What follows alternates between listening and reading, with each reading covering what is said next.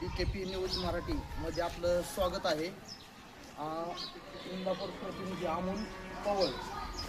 आज संविधान दिवस 26 नोव्हेंबर 2025.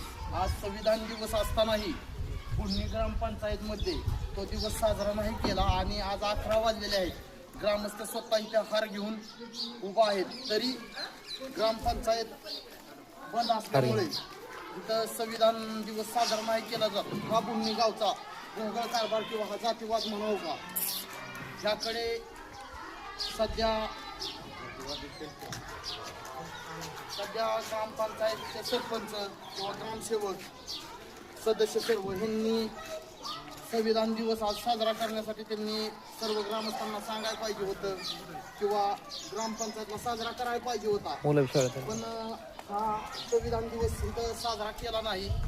हा ग्रामपंचायतचा जातीवाद हा सर्वात मोठा दिसत आहे. तर यापुढे ग्रामपंचायतवर ग्रामस्थांच्या मागणीनुसार आता पुढे सचिन पुढे काय कारवाई करतात हे बघूया आपण.